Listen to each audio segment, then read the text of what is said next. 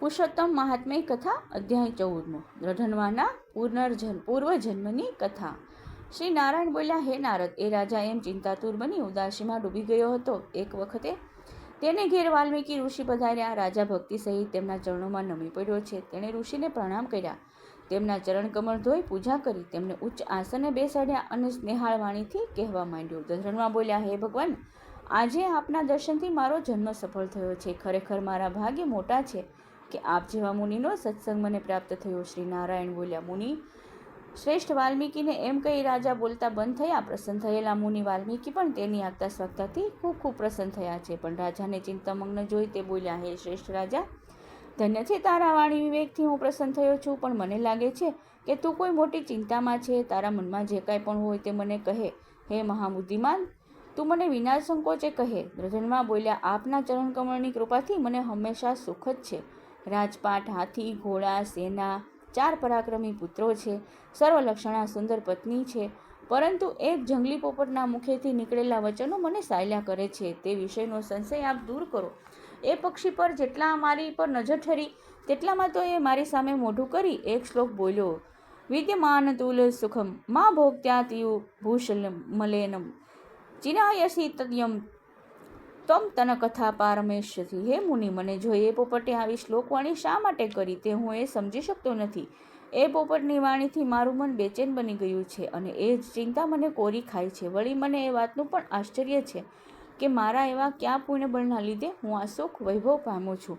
આપ મારો સંશય દૂર કરવા શક્તિમાન છો તો મને બધું જણાવો। રાજાએ એ વાક્ય સાંભળી મુનિશ્રેષ્ઠ વાલ્મીકી ધ્યાનમગ્ન બની ભૂત ભવિષ્ય વર્તમાન જે કંઈ છે એ બધું હાથમાં રહેલા આંબળાની પેઠે સ્પષ્ટ રીતે જોઈ લીધું। પછી હૃદયમાં નિશ્ચય કરી રાજાને કહ્યું કે હે શ્રેષ્ઠ રાજા, તારા પૂર્વજન્મનું ચરિત્ર તું સાંભળ। હે રાજેન્દ્ર, પૂર્વજન્મમાં તું દ્રવિડ દેશમાં ઉત્પન્ન થયેલો સુદેવ નામે બ્રાહ્મણ હતો।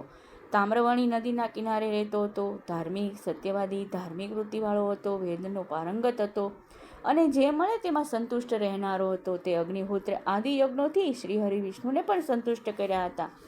તારી પત્ની પણ ઉત્તમ ગુણોવાળી સુંદર હતી। તે ગૌતમ બ્રાહ્મણની પુત્રી હતી, તેનું નામ ગૌતમી હતું। ગૌતમી પ્રેમથી પતિની સેવા કરતી હતી, તે જ પ્રમાણે ધર્મપૂર્વક તું વર્તતો હતો। એ રીતે ઘણો લાંબો કાળ વીતી ગયો, છતાં તને કંઈ સંતાન ન થયું। એક વખતે તું આસન પર બેઠો હતો, તારી પત્ની સેવા કરી રહી હતી ત્યારે તે પત્ની પ્રત્યે આ વચન કહ્યું, ઓ સુંદરી, સંસારમાં પુત્રથી અધિક બીજું કોઈ સુખ નથી।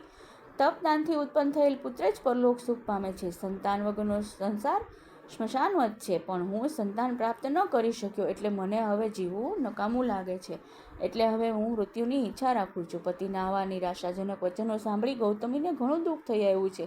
તે ઘણી જ જ્ઞાની હતી, પતિના ઉપર પ્રેમથી તરબોળ હતી, તે ધીરજવાળી હતી, તેના પતિને આશ્વાસન આપવા માટે ખૂબ જ શાંતિપૂર્વક વચન બોલે છે। ગૌતમીએ કહ્યું, હે પ્રાણેશ્વર, આવા તુચ્છ વાક્ય તમે ન બોલો।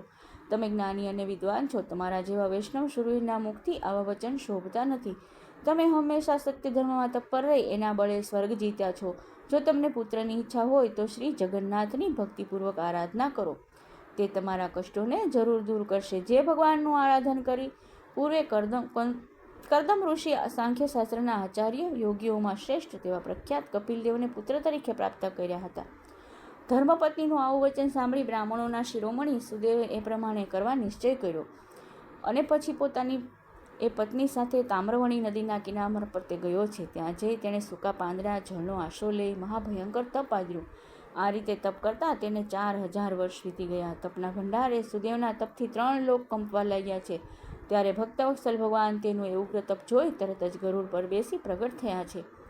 નવા મેઘ જેવા શ્યામ પ્રસન્ન મુખવાળા અને જગતનું રક્ષણ કરવા સમર્થ એવી 4 ભુજાઓથી યુક્ત જણાતા એ મુરારીના દર્શન કરી સુદેવ બ્રાહ્મણે હર્ષથી તેને સાષ્ટાંગ પ્રણામ કર્યા છે। શ્રી બૃહદનારાયણ પુરાણ પુરુષોત્તમ મહાત્મ્યનો દ્રઢનવાના પુનર્જન્મની કથા નામનો 14મો અધ્યાય સંપૂર્ણ। કૃષ્ણ કનૈયા લાલ કી જય, દ્વારિકાધીશની જય, પૂરણ પુરુષોત્તમ ભગવાનની જય।